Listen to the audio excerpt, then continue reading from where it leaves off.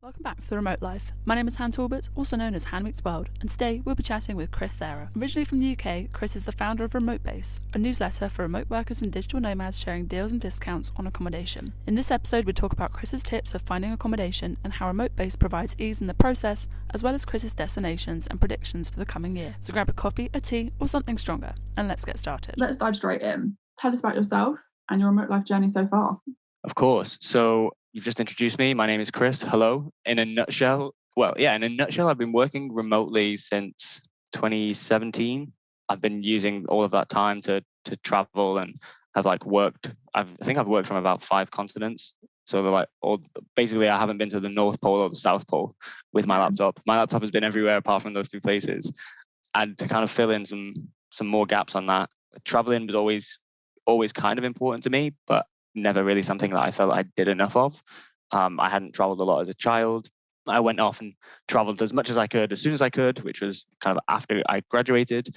And it kind of felt like this rite of passage thing where it's like, okay, I need to do all of the traveling and then I can do the next thing, which is a job and, life. What actually happened was, I did that and it's just still not enough. And I think anybody who's listening probably thinking, I feel the same way. Like it's never enough. There's always more to do. There's always the next place to go to and the next adventure to go on.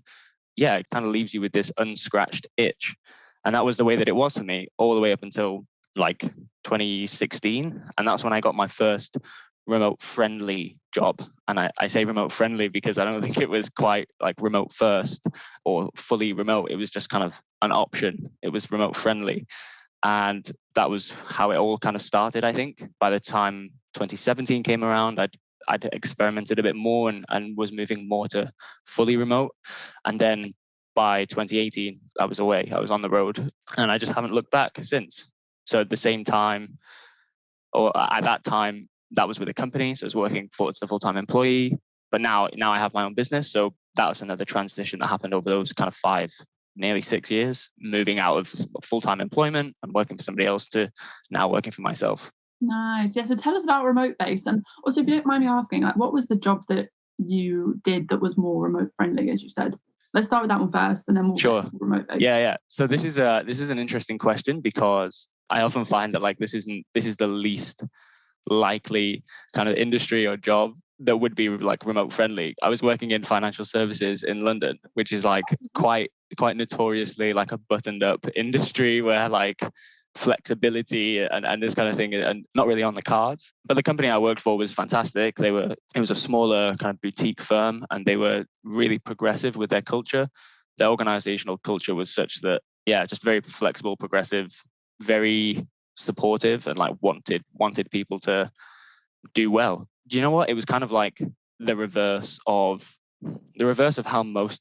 how I feel most companies in that space operate, where they have this idea that people are inherently good, and if we treat them well, then they'll do good work and be nice people and everything else, which is the total flip side to what's typically seen in that space, where it's people are inherently bad. We need to manage them like crazy. We can't let them do anything. It's all very strict, that kind of thing. So that was the job that I was doing before. Forward thinkers. That's cool. Definitely very, very kind of flexible and progressive. And I loved all of my time there. It was not RemoteBase, which is what I really wanted to be doing. What is RemoteBase? On that. It's great. I was only asking also because I feel like there's still a bit of a kind of stereotype around there's only a certain type of job that you can do that's remote friendly, as you put it. I really like that term now. But I feel that's why I wanted to ask, because I feel like there's a misconception still that you can only do one type of job at all. So that's really awesome stuff to know for people who might be curious and actually in the financial sector themselves. So that's why I just want to ask. But tell us about RemoteBase. How did it begin? Tell you about RemoteBase. What is RemoteBase? RemoteBase is my mission, I feel. It's my mission personally and professionally. And the mission is to basically help other people start or continue on their own personal remote work and travel journey. We do that by essentially curating lots of top long stay accommodation offers. So these are the kind of accommodations which are perfect for the digital nomad, the traveling remote worker, the workationer. And essentially, that means they will have Wi-Fi, they will have washing machines, they have desks, they have kitchens, actual functional, usable kitchens, and they're in locations which are like appealing to this demographic, this group of people, this community. All of the stuff that we share is available for a 1 month booking or more. Some of them are like 2 months or 3 months. And these are like, it's important, right? Because these are slightly different to the weekend getaways or like the 1 week apartment stays that you might find if you're going for a holiday or literally a short stay. Some of these don't have washing machines or desks, like it's really easy to find. I'm trying to think of examples like Budapest. You can find apartments in Budapest where like they're listed as they have a kitchen, but like really they've got like a kettle and a microwave. And it's because they're built for people to come and visit the city for a weekend. The people who manage the property just expect like, hey, people are going to eat out. They're on holiday. Like they're not going to do anything here. But actually, if you're traveling longer term, you have those days where you want to like log off and just like sit in front of Netflix, or you've got chores to do. You need to wash your clothes. Like these things need to happen. So yeah, that's what we do. We find all of those, and how we share them is we wrap them all up and we share them with our members in a free email newsletter. So we come into your inbox twice a month, once on the 2nd of the month and once on the 18th of the month. And we're there to basically share these deals with you. So they're from all over the world.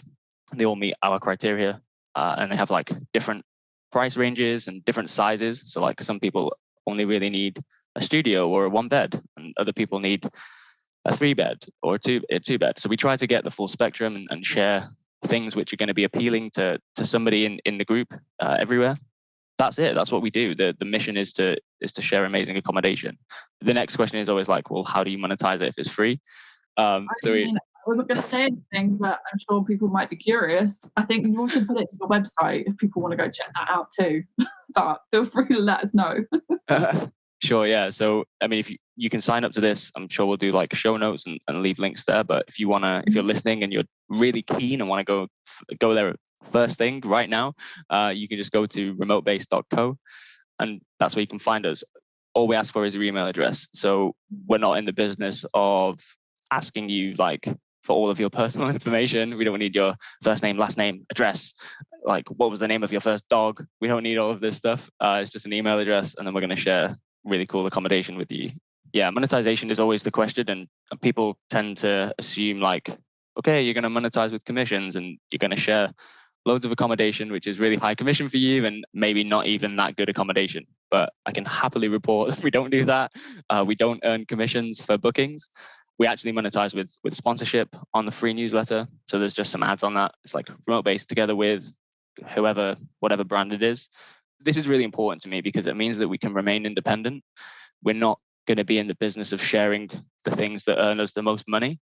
We're going to be in the business of sharing the things that are actually good for you and are actually places that you will want to stay in and will enjoy staying in. So yeah, that was important for me. And it all kind of comes together to make sure that RemoteBase is the independent voice of authority for digital nomad accommodation. So you can base it's about trust for me, and we have like nearly 3,000 members, and it's really important to me that everybody who becomes a RemoteBase member knows that they can trust RemoteBase. And I've been living this way for nearly 6 years, and so I kind of know what looks good and what looks bad, and so it's just about being able to share that with the group and share that with all of our members. And there's no harm in getting your coin while you do that as well. Like I think there's a big stigma around, like, just because something. I think just having that kind of sponsorship element is great. That's awesome that you're able to actually work with brands also to bring the best deals possible to people. So that's what I was going to add on that. Like you get your coin. Great, you're doing the work. Yeah, absolutely.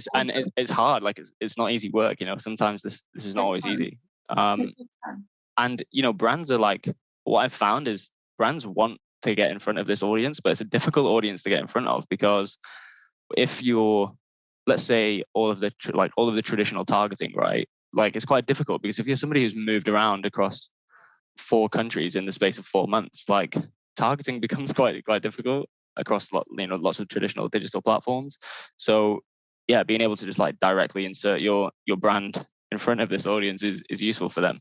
Yeah, and the only other thing to add on the monetization is there is a premium membership. So some people choose to upgrade and they go to that. And essentially that lets you choose your preferences. So, if you are somebody who is only interested in traveling in Europe and you need a minimum of 2 bedrooms and you really like staying in cities, then these are the kind of preferences that you can share with us when you upgrade to a premium membership. And essentially what we do there is, you still get the 2 free emails twice a month, but you also get like loaded with all of the deals that we find that match your preferences. So these come like as alerts whenever we find them. They get shared immediately with you. So it gives you loads of time to you just see more stuff, and it gives you the opportunity to book stuff, as it's found, like when it's still like a hot deal, it's fresh. So that there's less opportunity or less chance for you kind of missing out on some of those deals. And I don't know, we didn't talk about this before, but let's throw like a discount code or something in the show notes. And if people want to upgrade and want to come join the super savers on the RemoteBase premium membership, then I'm sure we can help out some listeners. We love a surprise. This is going to be a great little like social media post that, hey guys, listen to the podcast for a little secret. Little surprise. Awesome. Well, you touched on something actually very interesting. I do hear these stories as well. I don't know if it's just me, but I do hear that people have had the exact same experience where they've heard that like the accommodation is going to have like a kitchen, for example, and actually it's just been a kettle, or it has just been a sink with like a tea towel like drawn across it. I suppose what you're doing is trying to provide some ease, right, with these accommodations. You're trying to provide some kind of security in these bookings.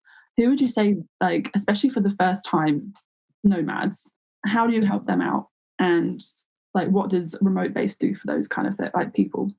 Yeah, so this is a really good question. I think so. The people that we're really trying to help out, and I think the people who get the most out of RemoteBase are the people who are traveling slightly longer term, or the digital nomad, somebody who's staying for 1 month or more. If you are moving really quickly and bouncing between places if you're moving destinations every week or every 2 weeks, then you're probably going to do a lot more eating out, and you're probably not going to unpack, and you're probably not going to settle as much. But really, the offers that we surface and the offers that we share with RemoteBase members are more for the kind of 1 month or more digital nomad, slow traveler, people who want to kind of really experience a place and not settle there, because that has other connotations and it's the other end of the spectrum. But like, you want to feel like you've really been there. That's who we're sharing these with. The kind of people who are going to cook a meal in the place where they visit. So that's going to involve going to a supermarket.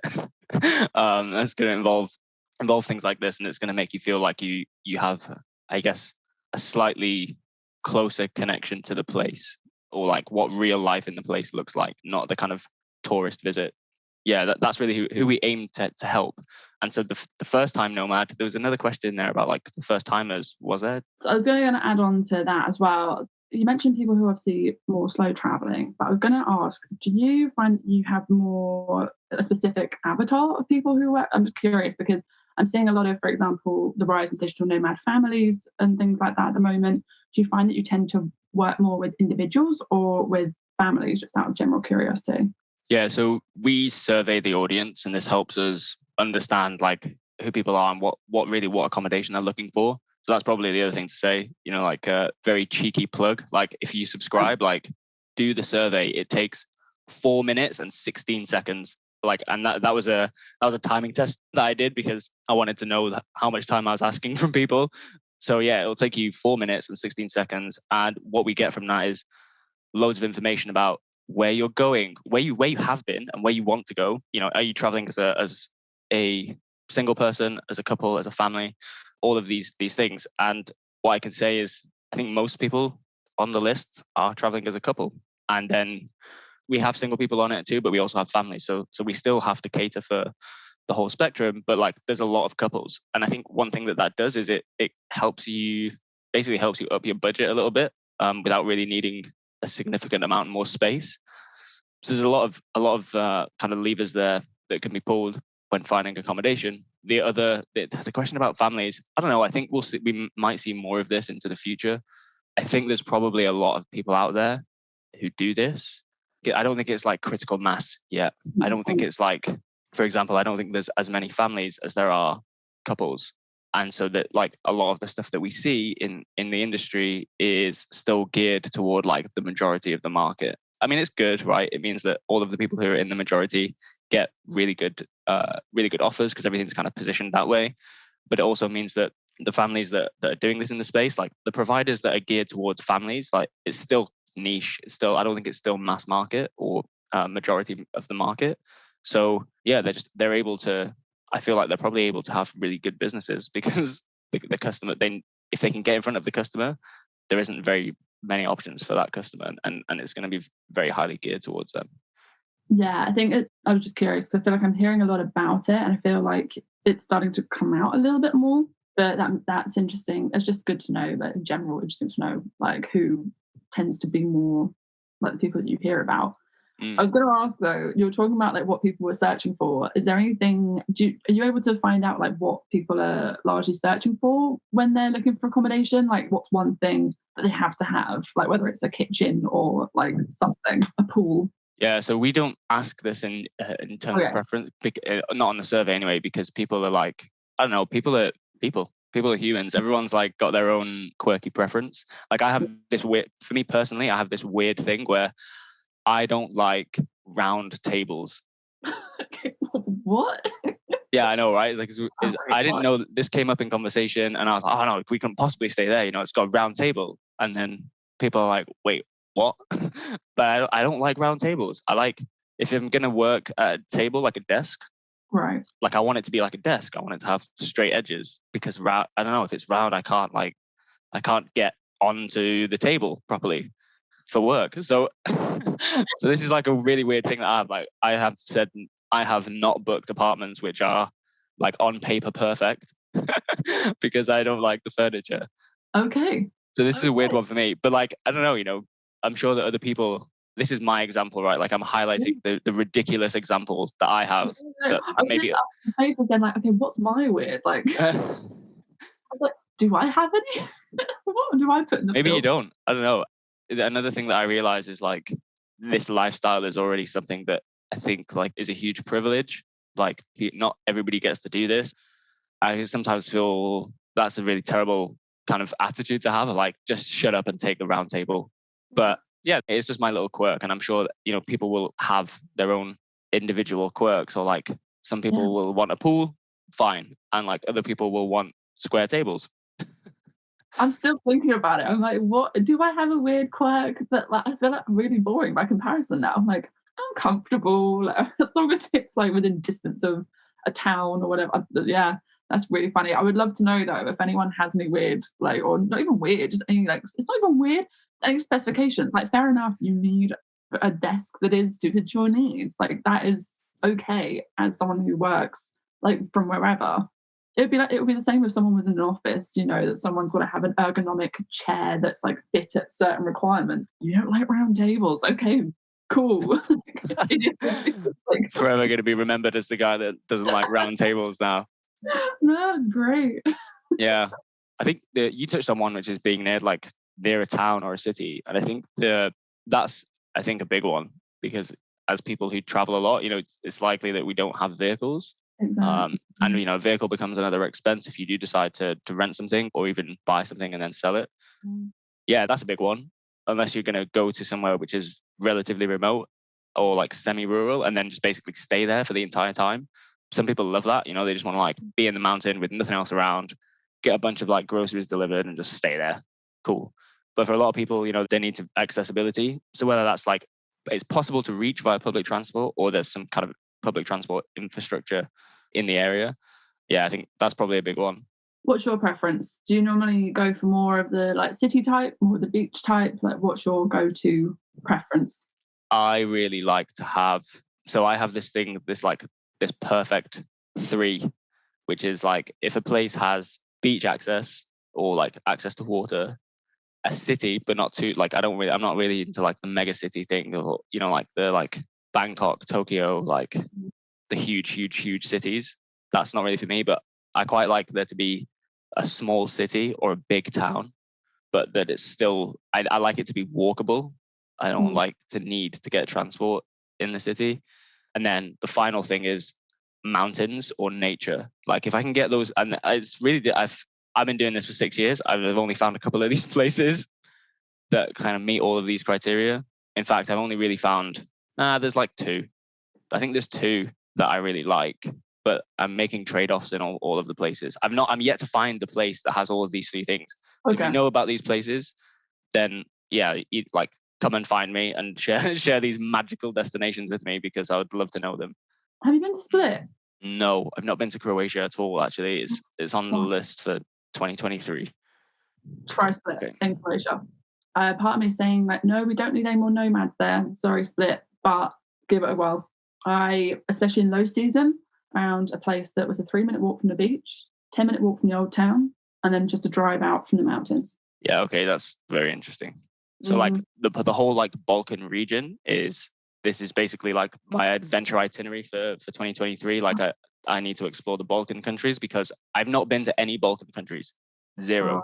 So yeah, I've been to a lot of places, but I've never been there. And I feel like it might be hiding some gems, as you say. So that's going to be one to check out for sure. I'm feeling very positive now after this mention.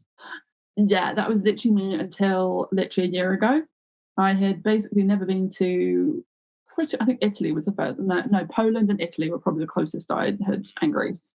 But I'd never been to the Balkans. And then I ended up pretty much spending most of my 2022 going back and forth from there. So got it. You've got a great community. I mean, this is just me plugging now, but and it kind of helps that I've done some work there. But no, definitely put Croatia. Like, I mean, obviously Albania's up and coming now. Bosnia is definitely one I think you should check out as well. Slovenia, give them a whirl. It's great. It's like you can just see my diary. Yeah, you're going to have a great time no matter what. And again, like as we talked about before, this community is so small, so you're going to get there and be like, I know so and so. Like, yeah, great community there already too. But that's so good.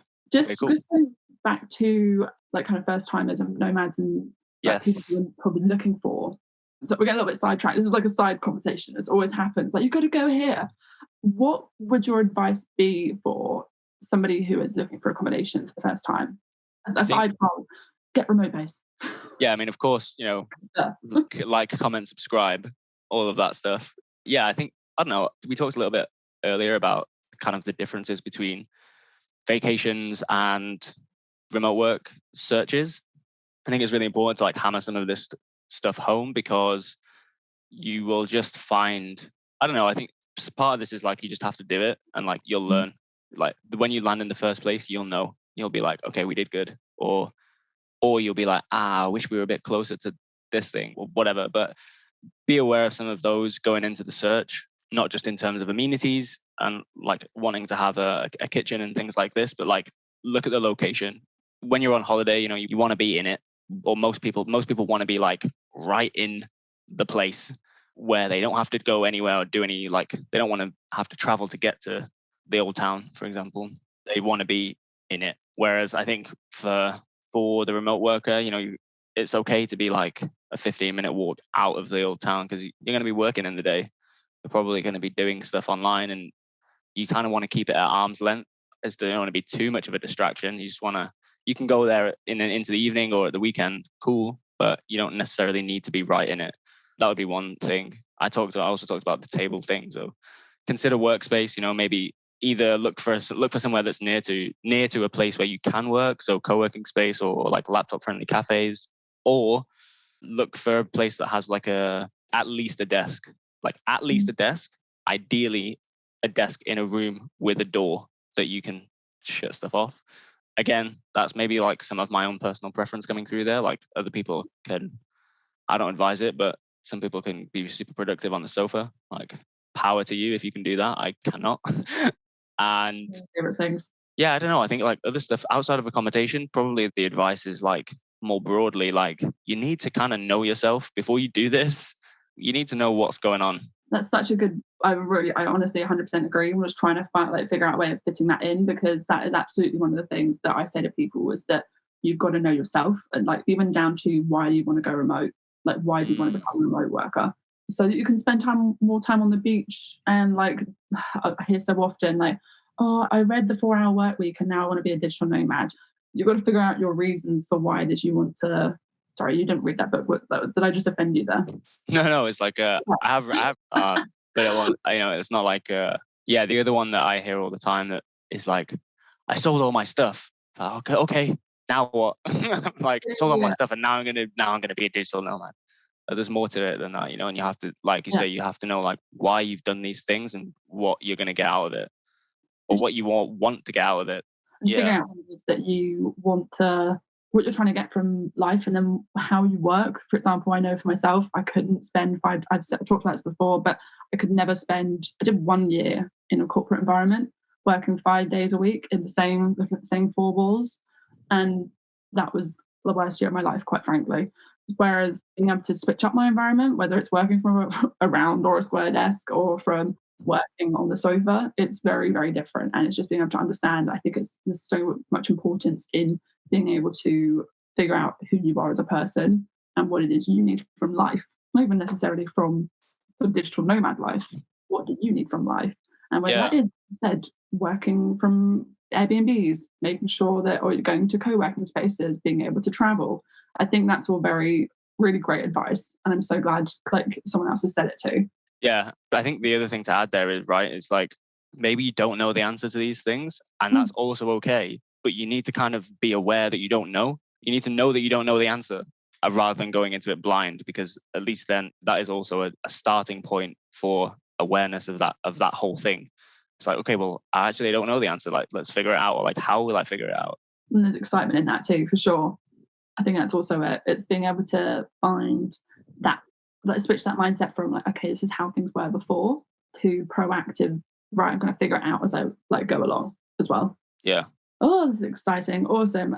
Yeah, so that's all really awesome advice. I'm really glad that like someone else brought up about like trying to get to know yourself as well as part of the digital nomad kind of journey, if you will, because I feel like it's just too many people hop into this life, kind of get a bit scrambled and don't quite know how to figure their way out of it. So that's really great advice. Just out of curiosity, kind of going a little bit of a weird direction now, but what's one destination, just one, you kind of touched about 2 earlier, what's one destination that either you would highly recommend or for the first timer digital nomad should check out? I am going to say Porto, Portugal. Oh, okay. How come? I really like it. I really like it there. It's got a lot of the stuff that I look for, and I think for a first timer, I think it can check a lot of like the first time comfortability boxes. So this is like, it's a big enough city for you to be able to do everything. Like, there's lots of stuff to do, and there's enough stuff to kind of never really get bored. It's a big enough city that it feels huge, but you can walk all of it. So I know, like, that for me, that's important, right? There's always public transport options, but you can kind of walk the entire thing as long as you don't mind some hills. For sure, yeah, very clearly. And there's beach access. So the beach is like, if you walk it, you can walk from the city out to the coast, and it's like a scenic walk along the river. It's all very beautiful, and it takes about an hour. So it's, like, that's a good walk, right? Like, but it's possible. If you want to take a car or a cab, whatever, then you can do that too, and it's really quick. But yeah, it has the city kind of element. There's lots of things to do, and it's also got the beach. It doesn't have the mountains, which make up the 3, the perfect destination. But it is what it has got. It's got to a very, very high level of quality. Like, the beaches there are really nice. The people are amazing. So we're both from the UK. Obviously, we both speak English. I know you dabble in some other languages as well. So maybe you can even exercise some Portuguese out there. But yeah, if you're somebody who speaks English, Portugal is fantastic. I think it's one of the highest proportions of English speakers outside of English speaking countries. And so you can get by really easily with English language. The cost of living is relatively low. This is a point of contention, actually, I think, with Portugal, because it's gone up a lot in the last few years. It's a place that I'd visited several times, and like going back year on year, you get to see the increase in prices of things. And again, going back year on year, like I've made friends with people who are Portuguese, who are local to these areas, and it's one thing for us to complain and be like, it's really expensive now. But like for a local person, that's amplified, right? Because they don't have the overseas income or like foreign spending power. And so there's that aspect of it. But I think that you can do it sensibly. You can still go to these places sensibly. And Porto is a great place. So really good food. It's relatively cheap, even though it's becoming more and more expensive. Accessibility to the beach. The weather is quite good. It's like a lot of people think of Portugal and they think of Lisbon, or they probably go Lisbon and then the Algarve. Yeah, I think that's like the two popular spots. And so Porto being in the north, the weather isn't as good, but it's not terrible. It's still pretty good, especially if you go in like shoulder season, April to June, or like the other side, September, October time. You'll have good enough weather to be able to enjoy and maybe not have some of like the crowded kind of tourist rush. Yeah. I think also, having been there myself, there's also Selena, there's co-working spaces, there are cafes, like there was already a bit of a community there as well. So, and it's a weird one. I think we're trying to, as a general industry and community now, figure out is how do digital nomads and remote lifers go to a place without having an impact on the general lifestyle and doing things. I suppose it's about figuring out, this is obviously not necessarily for the first timer to figure out, but how do you go to a place and not kind of contribute to the increase in accommodation, the increase in just general cost of living overall. And I think that's definitely going to be an interesting conversation that we're going to have to be dealing with.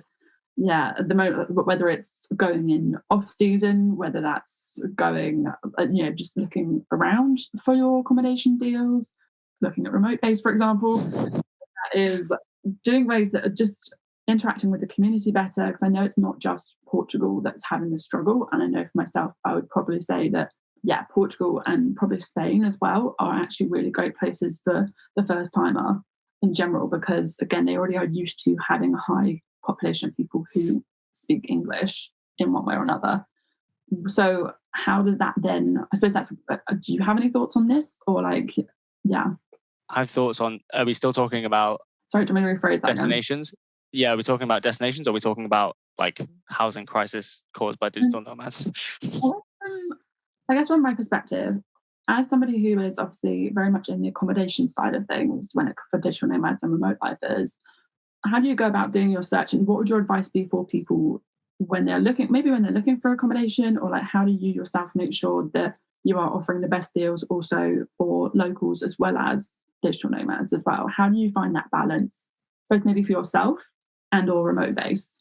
Yeah, so the balance, like one thing that we always consider in terms of pricing is like what the price is compared to the average price for a place or in a place. And so it's always a good reading of like, I can find a deal for RemoteBase and it might be like 70% off. And it's like, well, that's an amazing deal as long as it's not been priced like excessively highly.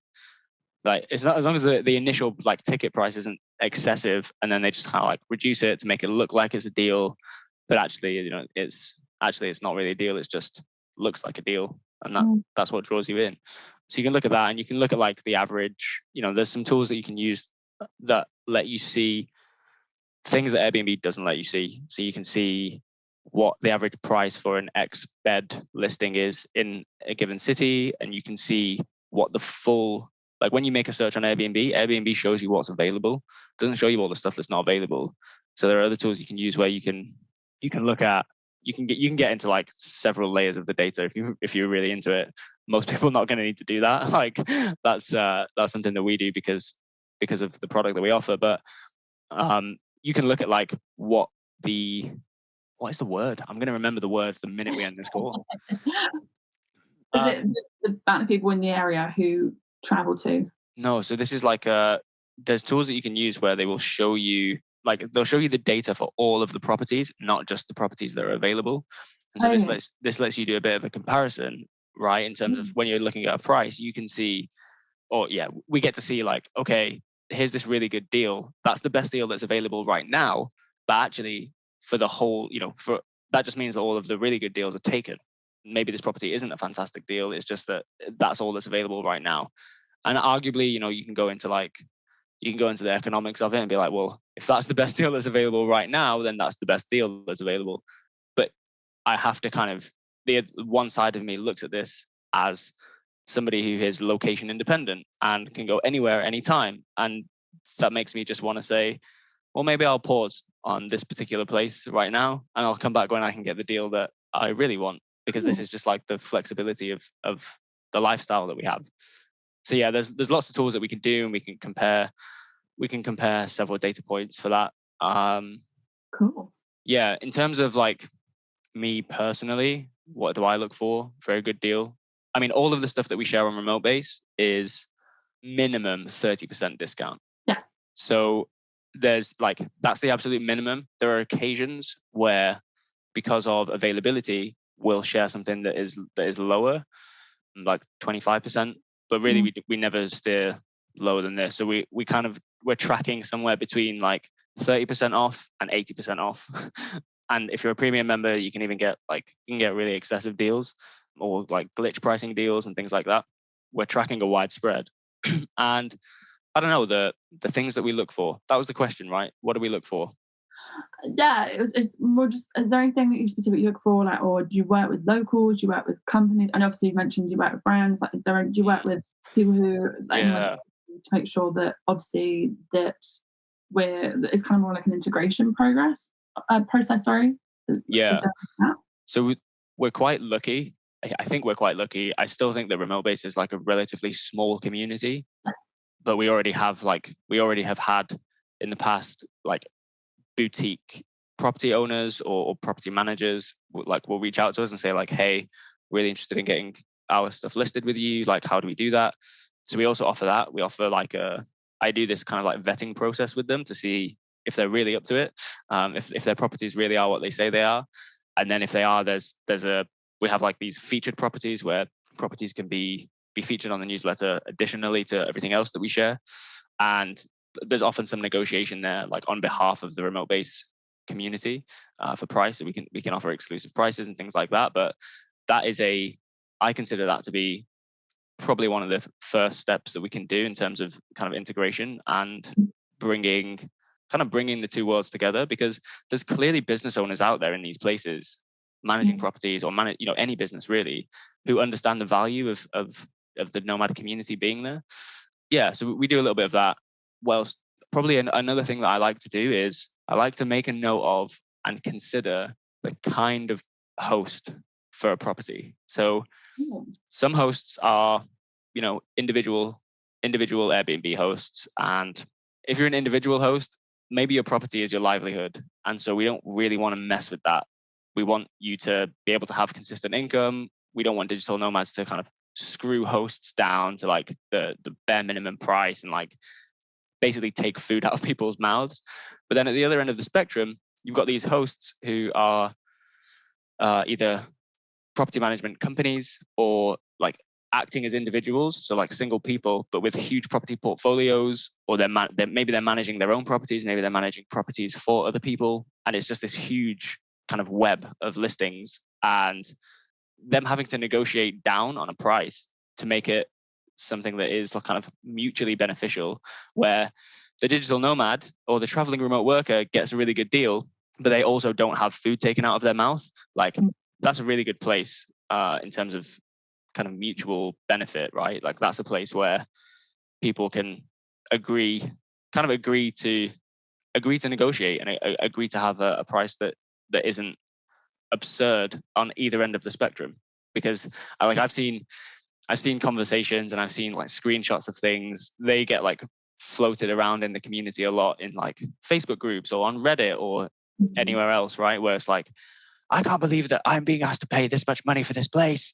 And then you have to kind of step back and go, well, that's somebody's job. You're kind of taking income away from a family if you want to like drill them down to, a tenth of that price. But the other way around is like, no, okay, like this is a hotel company and they have properties all around the world. Like, you should absolutely negotiate on price with these guys, and you should try to get the best deal possible for you, because they're really not going to feel it at the end of the day.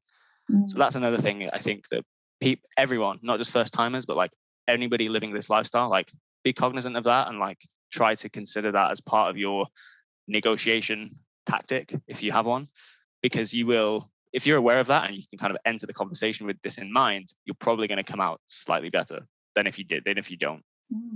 You can see where the mission-led part of RemoteBase is coming out when you talk about it. You can see where, like, obviously you've had some experience doing this. That's really cool.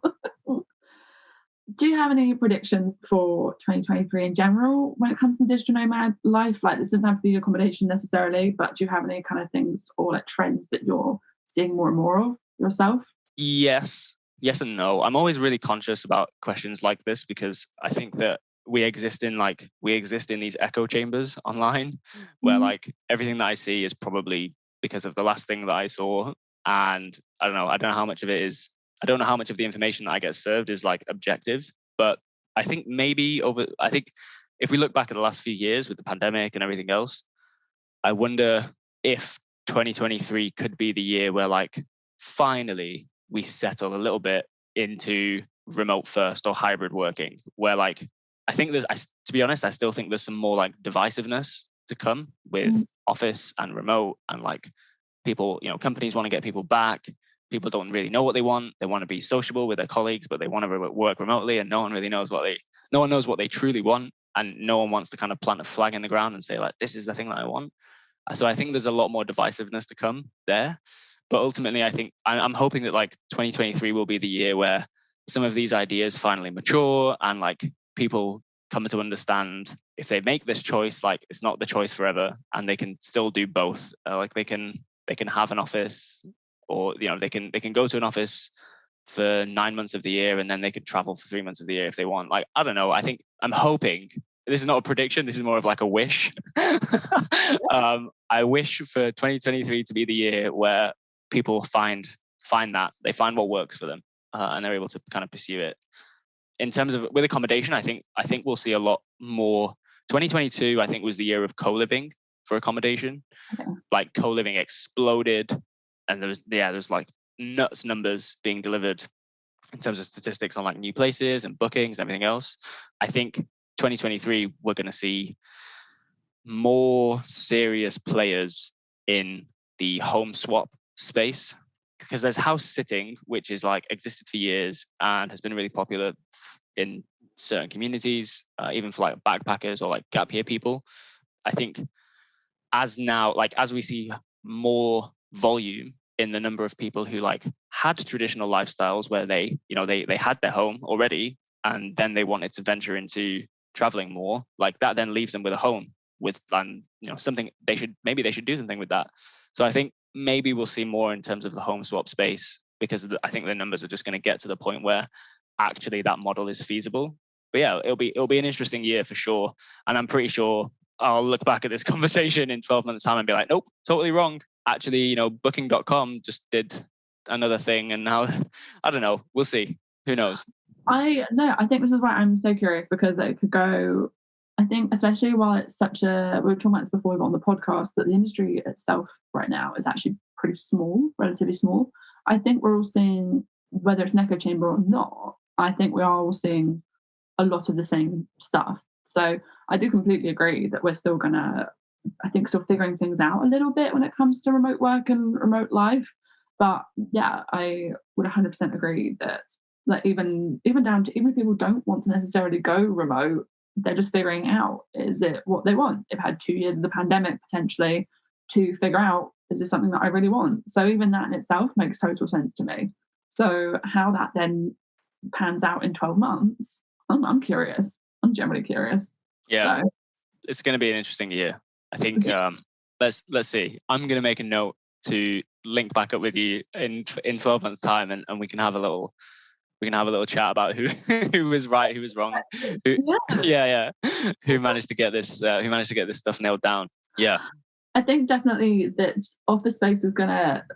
I think there's going to be a definite change in how office space is utilized. I think for sure, and I will be very curious. I think especially for yourself in the space right now with accommodation, I think you're going to have a very interesting year in how like that is utilized and how that is monetized, and not just necessarily in the UK, but how that could change or alter slightly as more and more people start doing things like workations, doing things like remote working, or taking like a month out potentially to go travel. So I think for yourself, especially, you're in a very interesting space right now, definitely. So I'm intrigued for you for the next 12 months as well. Nice. Well, thanks. I think so too. I just can't wait to kind of see. What's interesting for me is like this used to be like a project. RemoteBase was always just like a project that I did kind of for fun on top of.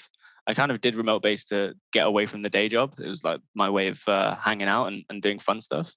And now it is the day job. Like now it is what I get to do. And so there's so much fun for me involved in being across all of this stuff. And yeah, being able to kind of deliver that to the RemoteBase community is something that brings me so much joy. Like it's always amazing when we share a bunch of deals and then I get an email back and it's like, hey, I've just booked this thing.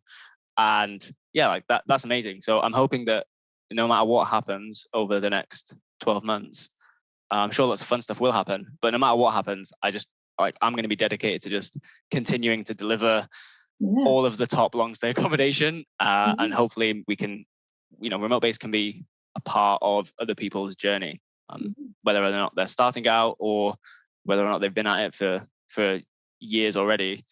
Yeah, that's the mission, right? Help people start or continue this lifestyle. Exciting. Okay, one final thing from me. Fill in the blank. Home is where? Home is where my people are. I think like this is a question, right? Where, and anybody, you've been doing this for long enough, right? So you probably get it where people say to you like, oh, like where's your favorite place? Or like where's the best place? And it's such a nice question asked with such like wholesome intention. But I think that it's never really about that. Like a lot of the times the experience that we have in a place is based on the people that are there and the people that kind of share that place with us. So yeah, I mean, and we talked about this earlier, right? Like how small the industry is and some of the same people that we know that we met in places. So yeah, like for me, it's just about where the people are, and those people change based on, I know that I can go to certain places and see certain people, and that's amazing. I think that's really nice. And what is also super enjoyable is when you meet somebody in one place and then you build a relationship with them, a friendship with a person, and then you see them again in a completely separate place. But there's like it kind of almost like enhances that place for you. So home necessarily, I don't think is a particular place. It's like where you find your people. I couldn't agree more. I think more and more people are also saying the same.